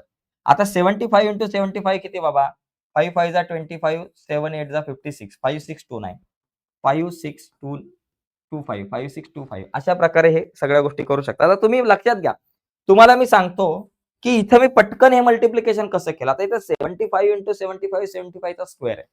तर 75 चा स्क्वेअर करण्याची एक ट्रिक आहे. म्हणजे ज्या नंबरच्या शेवटी 5 असेल आता तुम्ही 75 इंटू 75 कराल त्याच्यात वेळ जाऊ शकतो. पण 75 चा स्क्वेअर जर करायचा असेल ज्या नंबरच्या शेवटी 5 आहे आणि अशा नंबरचा जर स्क्वेअर करायचा असेल तर एकदम सोपी पद्धत आहे. पहिला 5 चा स्क्वेअर करा 25. 7 नंतर येणारा नंबर कुठला 8. 7 इंटू 8 करा 56 होतात. आपल्याकडे आन्सर आलं 5625. अशा प्रकारे तो स्क्वेअर करू शकता. म्हणजे अशा प्रकारे मित्रांनो हे एक्झाम्पल आपण सोडवू शकतो. पटकन याचा स्क्रीनशॉट घ्या. यानंतर आपण पुढे जाऊयात. पुढचा एक एक्झाम्पल आपण बघू. बघा अरिथमॅटिक प्रोग्रेशन या प्रकरणावरती तुम्हाला 3-4 मार्काचे प्रश्न जास्त विचारले जातात. त्याच्यातला हा एक प्रश्न आहे जो 4 मार्काला का 3 मार्काला 2 वेळा आतापर्यंत विचारलाय. पटकन पाणी पिऊन मग हा प्रश्न बघू आपण. बघा याच्यात जर का बघितलं मित्रांनो या प्रश्नात काय दिले जरा नीट समजून घ्या. Sum of first 55 term is 3300. Find 28th term. बघा दिलंय काय मला पहिले लिहून घ्या. हा प्रश्न जर तुम्ही कधीच आयुष्यामध्ये बघितला नसेल तर पहिली गोष्ट काय दिलंय ते बघा आणि त्याच्यानंतर काय काढायचं त्याचा विचार करा. काय दिलंय बाबा सम ऑफ फर्स्ट 55 टर्म म्हणजे यस 55 मला दिलंय 3300 आणि काढायचं काय 28th टर्म म्हणजे T28 आपल्याला काढायचं आहे. ठीक आहे. TN यस 55 दिलंय आणि T28 आपल्याला या ठिकाणी काढायचं आहे. मग आता कसं काढू बाबा नेमकं कुठला फॉर्म्युला वापरू. T28 काढण्यासाठी TN चा फॉर्म्युला तर वापरू शकतो. पण TN चा फॉर्म्युला वापरण्यासाठी A आणि D च्या व्हॅल्यू माझ्याकडे नाहीयेत. मग आपण जे दिलंय यस 55 इज इक्वल टू 3300 हे दिलेलं आहे याचा वापर करू. ओके. याचा वापर करून काय इक्वेशन मिळतंय का ते बघू आणि ते इक्वेशन मिळाल्यानंतर T28 चा वापर करू. मग पहिला मी SN चा फॉर्म्युला वापरतो. n/2 ब्रॅकेटमध्ये 2a plus n minus 1 into D झालं. आता SN च्या जागेवर S55 लिहितो कारण मला S55 दिलंय. n च्या जागेवर 55 लिहून टाका डिवायडेड बाय 2 ब्रॅकेटमध्ये 2 इंटू a ची व्हॅल्यू माहिती नाहीये. n मायनस 1 n ची व्हॅल्यू माहिती आहे 55 आहे. मग 55 मायनस 1 इंटू डी ची व्हॅल्यू पण मला माहिती नाहीये. आता लक्षात घ्या S55 ची व्हॅल्यू दिली 3300. मग इथं लिहून टाका 3300 इज इक्वल टू 55 अपॉन 2 ब्रॅकेटमध्ये 2a आपल्या जागेवर 55 मधून 1 गेला 54 आणि हा डी आपल्या जागेवर. आता एक काम करा 3300 आपल्या जागेवर हे 55 आपण 2 ला इकडे घेऊन येऊ, 2 गेला वर आणि 55 आले खाली, असं काहीतरी इथं होईल आणि is equal to 2a plus 54d. आता बघा इथं काय होऊ शकतं. आता या 55 आणि 33 दोघांना 11 ने डिवाइड करू शकतो. 11 5 जा आणि 11 3 जा म्हणजे 300 आलं. ओके.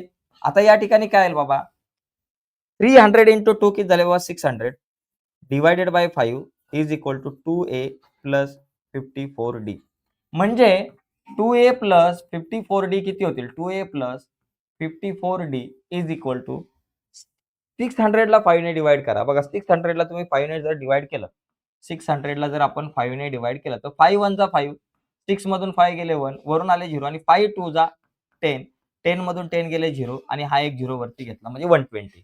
म्हणजे 2a plus 54d is equal to 600 ला 5 ने डिवाइड केला की 120 येतात.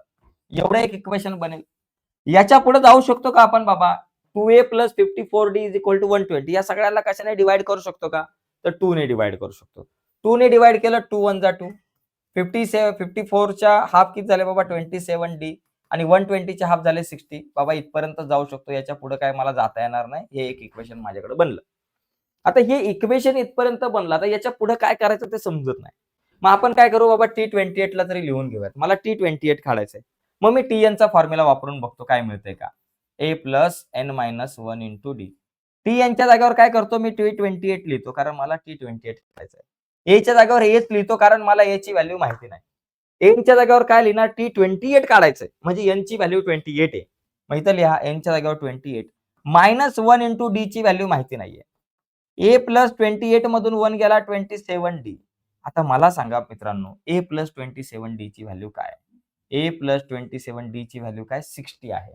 मग तुम्ही a प्लस 27d काढू शकता आणि त्याच्या जागेवर लिहू शकता 60. मग इथं डायरेक्ट लिहायचं T28 इज इक्वल टू 60. इथं लिहायचं फ्रॉम 1. फ्रॉम 1 1 वरून तुमच्या लक्षात येतं की बाबा आपल्याकडे a plus 27d is equal to 60 आहे. तर अशा प्रकारे हा प्रश्न सोडवू शकतो मित्रांनो. खूप सोपा आहे. तुम्ही व्हिडिओला रिपीट बघा, नक्कीच तुम्हाला समजेल आपण कशा प्रकारे हा क्वेश्चन सॉल्व्ह केला ते. ठीक आहे. आता पुढचा क्वेश्चन बघूया. बघा पुढचा प्रश्न आहे. आता हा बघा, हा प्रश्न आहे, find 4 consecutive term in an AP whose sum is 12 and sum of third and fourth term is 14. आता मी शॉर्टकट मध्ये फटाफट सांगतो. आपण पहिले लिहू, assume 4 consecutive term in AP are a minus d, a plus d, a plus 2d. म्हणजे first term काय बाबा a minus d, second term a, third term a plus d आणि fourth term a plus 2d असं आपण या ठिकाणी assume करू. ते वाक्य इथं लिहा. सध्या मी लिहित नाही, समोर आहे म्हणून. ठीक आहे. आता मला काय सांगितलंय, बाय फर्स्ट कंडिशन. दोन कंडिशन आहे. त्याच्यातली जी पहिली कंडिशन आहे ती बघा लक्षात घ्या. बाय फर्स्ट कंडिशन, ती कंडिशन आपल्याकडे काय की find 4 consecutive term in AP whose sum is 12. या सगळ्यांची सम 12 आहे मित्रांनो. सगळ्यांची सम 12 म्हणजे a minus D plus a, त्याच्यानंतर plus a plus D plus a plus D आणि नंतर plus a plus 2d is equal to बाबा किती 12 आहे. आता याच्यातून कट होण्यासारखं काय बघा, minus D plus D cut झाला. आता काय होईल, ए किती झाले बाबा 4a बरोबर प्लस हा एकटा बिचारा 2d इज इक्वल टू 12. बघा काय आलं बाबा, A 4a plus 2d is equal to 12. आता 4a प्लस 2d या सगळ्यांना कितीने डिवाइड करू शकतो, 2 ने डिवाइड करू शकतो.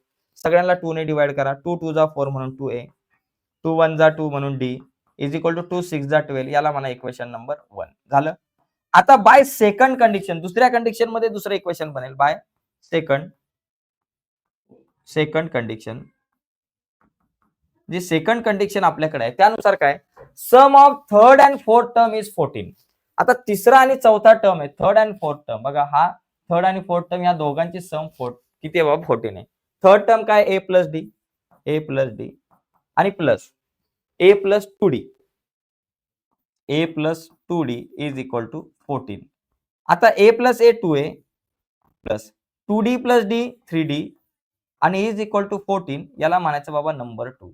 अशा प्रकारे दोन इक्वेशन तयार झाली. आता या दोघांना सॉल्व्ह करून a आणि d च्या व्हॅल्यू काढा आणि a आणि d च्या व्हॅल्यू काढल्या की ही चार टर्म तुम्ही आरामात काढू शकता.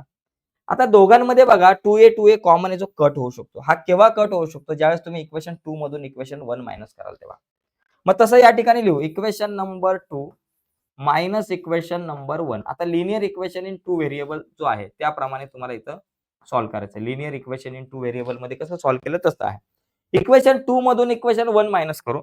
2 काय बाबा 2a + 3d = 14.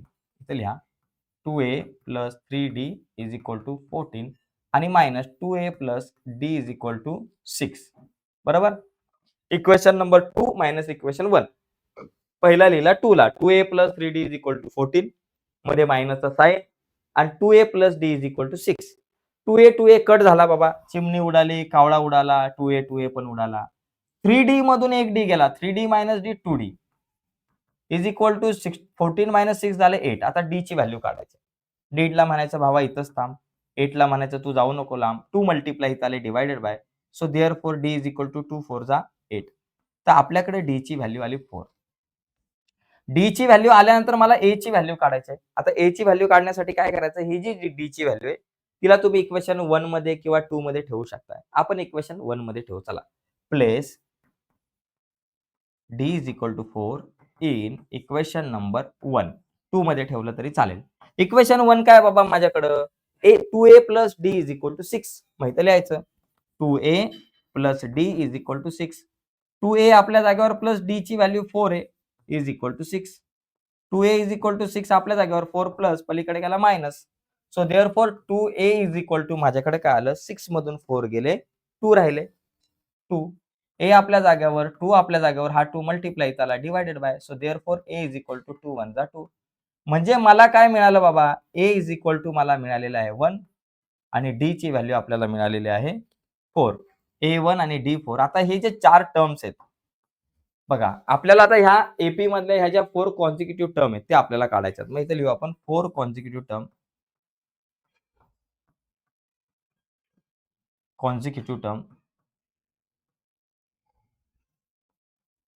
Consecutive terms.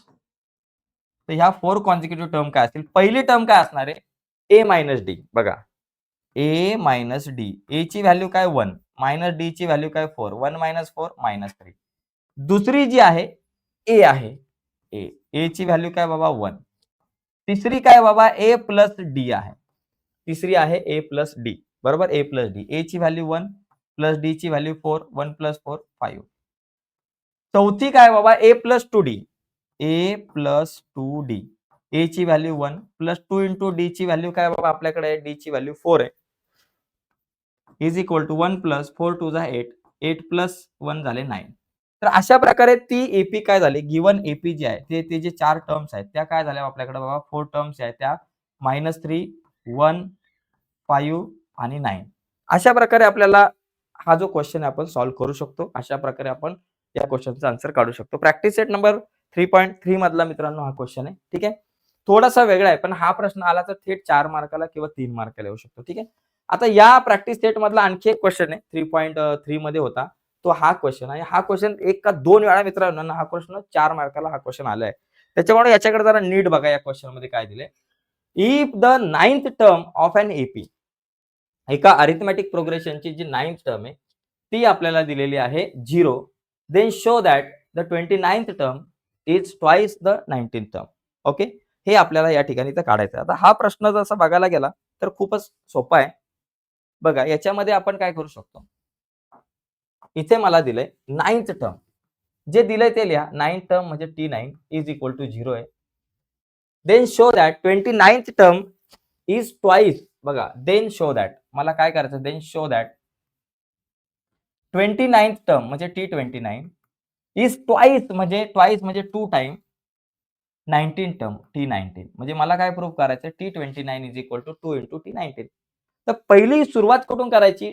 TN सगळीकडे दिसतंय मग TN चा फॉर्म्युला लिहून टाका. इथं लिहिला TN चा फॉर्म्युला a + n - 1 × d लिहिला. आता मी काय करल मला पहिलं काय दिलंय त्याचा विचार करू. T9 मला दिलंय 0 मग TN च्या जागेवर T9 लिहितो. a ची व्हॅल्यू माहिती नाही. n ची व्हॅल्यू इथं 9 आहे म्हणून 9 लिहा. -1 × d लिहा. d ची व्हॅल्यू पण माहिती नाही. T9 ची व्हॅल्यू किती बाबा 0 आहे माहिती लिहा 0. a + 9 मधून 1 गेला 8d. याचा अर्थ a + 8d = मला मिळाला 0. याला म्हणायचं नंबर 1. म्हणजे माझ्याकडे बघा a plus 8d is equal to 0 मिळाला. झालं बाबा, इथपर्यंत एक इक्वेशन मिळालंय. आता T29 आणि T19 चा विचार करू. तर पहिला T19 चा विचार करू. T19 इज इक्वल टू काहीतरी मिळतंय का बघा. T19 ची व्हॅल्यू काय मिळेल? T19 इज इक्वल टू काय बाबा, A च्या जागेवर A लिहा. प्लस N च्या जागेवर इथं 19 आहे म्हणून 19 लिहा. -1 इंटू D जसाच्या तसा लिहा. बरोबर? A प्लस 19 मधून एक गेला 18D. आता A प्लस 18 ला तुम्ही कसं डिवाइड करू शकता? 18 चं विभाजन कसं करू शकता बघा, नीट लक्षात घ्या. A plus 8D is equal to 0 आहे. मग इथं A प्लस 8D करू शकतो का? 18 म्हणजे 8D प्लस 10D होतात. बरोबर? मग आता याच्यामधल्या A प्लस 8D ची व्हॅल्यू 0 लिहिली की इथं 10D आन्सर येईल. बरोबर? मग T19 is equal to 0 plus 10D. कारण काय बाबा, A plus 8D is equal to आपल्याकडे 0 आहे. म्हणून A प्लस 8D च्या जागेवर 0 लिहिला प्लस तो 10D. म्हणजे T19 ची व्हॅल्यू मला काय मिळते? 10D मिळते. बरोबर? एवढी गोष्ट लक्षात आली तुमच्या. आता त्याचप्रमाणे T29 ची व्हॅल्यू काय मिळते ते बघूया. T29 is equal to A plus फॉर्म्युल्यामध्ये A प्लस N-1. N ची व्हॅल्यू 29 आहे. तर इथे लिहायचं 29 - 1 इंटू D आपल्या जागेवर. A प्लस 29 मधून एक गेला बाबा, किती राहिले? 28D. तसंच इथं बघा काय करा, A प्लस 28D. जसं इथं 18चं केलं 88 प्लस 10. 18चं केलं 8D प्लस 10D. तसं इथं 28Dचं आपण करू शकतो 8D प्लस 20D. बरोबर? 8 प्लस 20 28. आता A प्लस 8D ची व्हॅल्यू असते 0 प्लस 20D. म्हणजे आपल्याकडं T29 इज इक्वल टू काय येऊ शकतं? 0 प्लस 20D म्हणजे 20D झालं. आता या 20D ला आपण असं लिहू शकतो 2 इंटू 10D. 20D म्हणजे काय? 2 इंटू 10D. आणि 10D म्हणजे काय असतं? T19 असतं. मग तुम्ही तिथे लिहू शकता 2 इंटू 10D म्हणजे T19.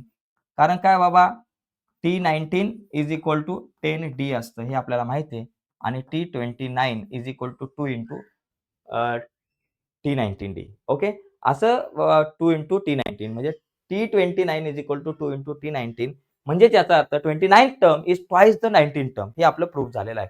तर असा हा क्वेश्चन मित्रांनो येत असतो बऱ्याचदा. 2 वेळा आतापर्यंत वेगवेगळ्या प्रकारच्या बोर्डाच्या परीक्षेला आलेला आहे. त्याच्यामुळे यावर्षीसाठी सुद्धा हा प्रश्न खूप इम्पॉर्टंट आहे. ठीक आहे, आता थोडंसं पुढच्या प्रश्नाकडे आपण बघूयात. पुढे बघा, हा जो प्रश्न आहे, हा प्रश्न थोडासा पुस्तकामध्ये सॉल्व्ह केलेले जे काही एक्झाम्पल्स आहेत त्याच्यामधला आहे, परंतु खूप इम्पॉर्टंट आहे म्हणून आपण या प्रश्नावरती थोडीशी आपण चर्चा करणार आहोत आज. तर याच्यात काय दिलंय, Anwar save some amount every month. Anwar काय करतोय, प्रत्येक महिन्याला काही प्रमाणात अमाउंट सेव्ह करतोय. तर त्याच्यामध्ये in first 3 month he save 200. पहिल्या महिन्यात 200 सेव्ह करतोय, नंतर 250 सेव्ह करतोय, नंतर 300. अशा प्रकारे तो अमाउंट सेव्ह करतोय.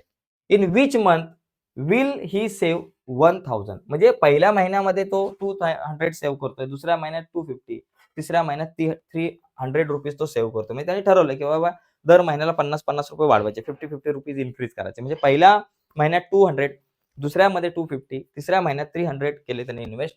तर त्याला 1000 रुपये 1000 रुपीज तो कितव्या महिन्यामध्ये इन्व्हेस्ट करेल? 10व्या, 12व्या, 15व्या ते आपल्याला काढायचं. म्हणजे 1000 रुपीज जो आहे ना, तो कितव्या महिन्यामध्ये, in which month will he save 1000. तर इथं मला बघा T1 is equal to 200, T2 is equal to 250, T3 is equal to 300. तसा हा T किती आहे? तर याला आपण Tn म्हणणार आणि त्याच्यातल्या n ची व्हॅल्यू काढायची. मगाशी आपण या प्रकारचे एक्झाम्पल बघितले. इथं A इज इक्वल टू 200 आहे. D इज इक्वल टू आपल्याकडे 250 आहे. D इज इक्वल टू आपल्याकडे किती? 250 मधून 200 गेले 50, 300 मधून 250 गेले 50. D ची व्हॅल्यू 50 आहे आणि Tn ची व्हॅल्यू माझ्याकडे काय बाबा 1000 आहे आणि n ची व्हॅल्यू काढायची आहे. पहिला फॉर्म्युला कुठला वापरणार? Tn चा. टन टना टन टन टन टारा Tn चा फॉर्म्युला वापरा.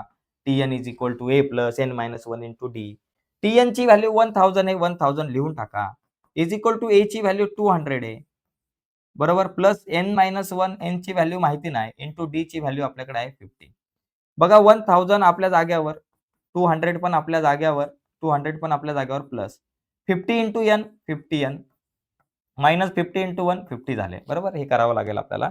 आता 1000 आपल्या जागेवर इज इक्वल टू 200 मायनस 50. बघा 50N तर इथंच लिहा. 200 मायनस 50 150 आला, प्लस 150 आला. 200 मधून 50 गेले 150. आता N ची व्हॅल्यू काढायची, मग 50N ला इथंच ठेवू. 1000 आपल्या जागेवर, 150 प्लस इकडे आले मायनस 150. बरोबर, इथे मायनस 150 लिहून टाका. Is equal to 50n. आता 1000 मधून 150 गेले, किती राहिले? 850. 850 इज इक्वल टू 50n. बरोबर, लक्षात आलं आपल्याकडं? 850 आलं. आता n ची व्हॅल्यू काढायची. 850 आपल्या जागेवर 50 मल्टिप्लाय झाले divided by is equal to n. 0 0 गेले. म्हणजे n इज इक्वल टू काय आलं? 85/5. आता 85 ला 5 ने डिवाइड करा. 5 ने डिवाइड करायचं 85 ला. 5 1 जा 5. 8 मधून 5 गेले 3, वरून आले 5. 5 7 जा 35. 35 मधून 35 गेले 0. म्हणजे माझ्याकडे आन्सर किती आलं? 17. म्हणजे n इज इक्वल टू काय बाबा? 17. मग तुम्ही लिहू शकता की बाबा in 17th month in 17th month will he save 1000 rupees. म्हणजे 17वा महिना असा असेल की ज्याच्यामध्ये त्यांनी 1000 रुपये सेव्ह केलेले असतील. हा इम्पॉर्टंट प्रश्न आहे. यावर्षी शक्यता आहे येऊ शकतो, कारण पुस्तकामध्ये सॉल्व्ह केलेले क्वेश्चन आपल्याला बऱ्याचदा परीक्षेला येत राहतात. ठीक आहे, तर पुढे बघा या ठिकाणी. तर बघा मित्रांनो, हा जो पुढचा प्रश्न आहे, a man borrows 8000 and agree to repay with a total interest of rupees 1360 in 12 monthly installment. Okay, each installment being less than the preceding one by 40 rupees. Find the amount of the first and last installment. बघा मित्रांनो, प्रश्न काय आहे इथं? इथं जर आपण नीट पाहिलं, अ मॅन बॉरोज 8000 रुपीज, म्हणजे त्याने 8000 रुपयाचं कर्ज घेतलेलं आहे. आता ते प्रिन्सिपल अमाऊंट जी आहे ती आपण समजू 8000 रुपीजचं त्यांनी काय घेतलेलं आहे बाबा? कर्ज घेतलेलं आहे. पुढे काय झालंय? To repay with a total interest 1360. म्हणजे या माणसाचं जे इंटरेस्ट असणार आहे 8000 रुपीज वरती, ते किती असणार आहे? रुपीज 1360 एवढे जे आहे ते त्याचं असणार आहे इंटरेस्ट. ओके, आता हे सगळं इंटरेस्ट आणि जर तुम्ही विचार केला बघा, त्याने जर 8000 रुपये जर घेतले तर त्याला म्हणजे 8000 रुपीज जर त्यांनी घेतले असेल कर्जाने, तर त्याला त्याच्यावरचं जे इंटरेस्ट आहे 1360 रुपीज द्यायचं आहे. मग टोटल तो किती पैसे पेड करणार आहे? 8000 तर त्याला पेड करायचेच आहेत, प्लस त्याच्यावर ते 1360 रुपीज सुद्धा त्याला पेड करायचे आहेत. म्हणजे त्याची टोटल अमाऊंटचा जर तुम्ही विचार केला अमाऊंट, तर ती टोटल अमाऊंट त्याची किती असणार आहे? या दोघांची सम केली 9360 रुपीज एवढे पैसे त्याला काय करायचे? पेड करायचे. आता हे जे पैसे पेड करणार आहेत ते टोटल इन्स्टॉलमेंट किती आहेत बाबा? 12 मंथली इन्स्टॉलमेंट. म्हणजे आपण एन ची value N is equal to आपण 12 पकडू, की बाबा नंबर ऑफ मंथ जे आहे ते आपण 12 पकडूयात. आता पुढचा एक मुद्दा आहे की each instalment being less than the preceding 1/40 rupees. आणि प्रत्येक इन्स्टॉलमेंट, आता प्रत्येक महिन्यामध्ये आपण एखादा मोबाईल घेतला, टीव्ही घेतला, वस्तू कुठलीही घेतली, तर आपल्याला जो इन्स्टॉलमेंट असतो तो इन्स्टॉलमेंट एक सेम असतो, 2,000 पण इथं इन्स्टॉलमेंट थोडासा वेगळा आहे. इथं इन्स्टॉलमेंट कसा आहे? प्रत्येक इन्स्टॉलमेंट आधीच्या इन्स्टॉलमेंट पेक्षा 40 रुपीजने कमी आहे, म्हणजे 40 रुपयाने कमी आहे. म्हणजे पहिल्या महिन्यामध्ये जर का 1000 रुपीज इन्स्टॉलमेंट असेल किंवा 500 रुपये असेल इन्स्टॉलमेंट, तर दुसऱ्या महिन्यामध्ये 440 असेल. त्याच्या आधीच्या महिन्यामध्ये 460 असेल. त्याच्या आधीच्या महिन्यात 420, त्याच्या आधीच्या महिन्यात 380. अशा प्रकारे हे 40 रुपीज काय होणार आहे? कमी होत जाणार आहे. म्हणजे इथं जो डिफरन्स आपल्याला दिसतोय, common difference D is equal to आपण समजू, इथं आपण समजा डी इज इक्वल टू काय करा? -40 घ्या. म्हणजे कॉमन डिफरन्स जो आहे इथं खालीच लिहू, चला डी इज इक्वल टू -40.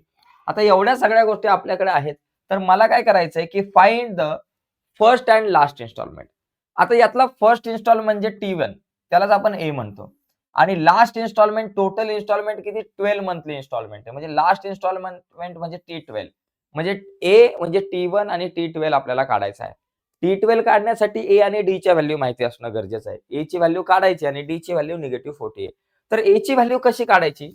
तर ती काढण्यासाठी आपण काय दिलंय ते बघू. आपल्याला काय दिलेलं आहे बघा. टोटल अमाउंट त्याला पे करायची आहे 9360.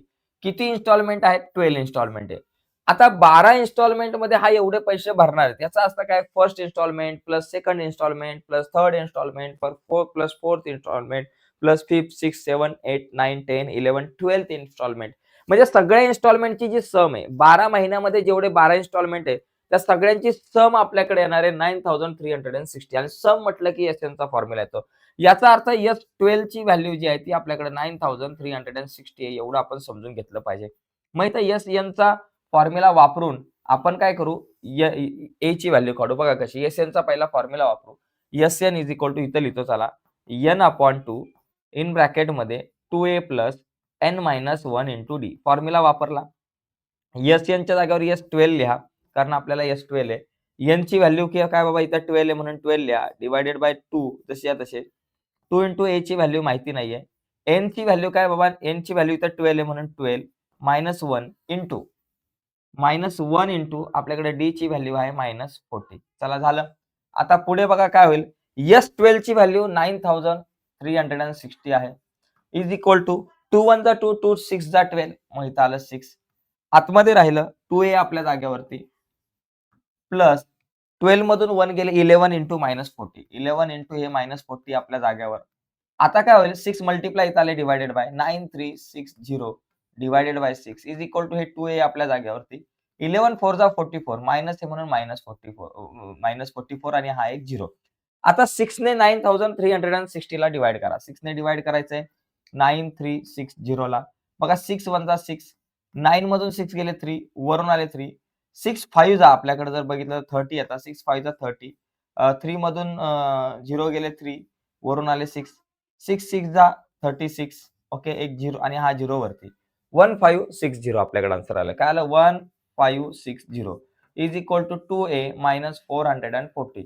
440 मायनस आहे, इकडे आला plus. 1560 plus 440 is equal to 2a.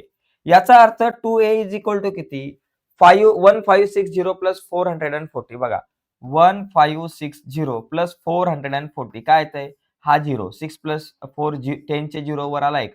5 plus 1 6 plus 4 10 चे 0 वर आला एक आणि 2000 रुपीज माझ्याकडे आन्सर आला.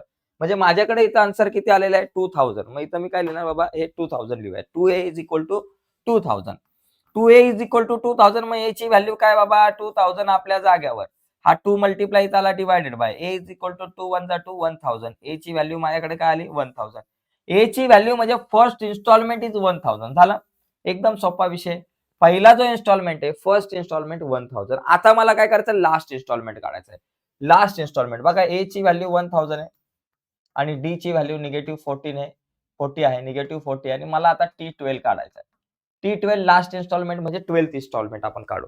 आता T12 काढण्यासाठी Tn चा formula, Tn is equal to a plus n-1 into D. Tn च्या जागेवर आपण काय लिहू बाबा, T12 काढायचा आहे म्हणून 12 लिहा. a ची व्हॅल्यू 1000 आहे, 1000 लिहून टाका.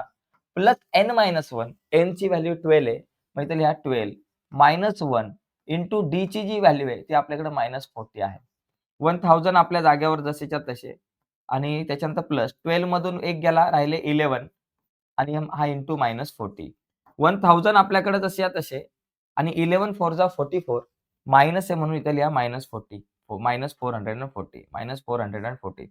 आता 1000 मधून 440 गेले तर रुपीज किती उरले, रुपीज 560 आपल्याकडे उरतील.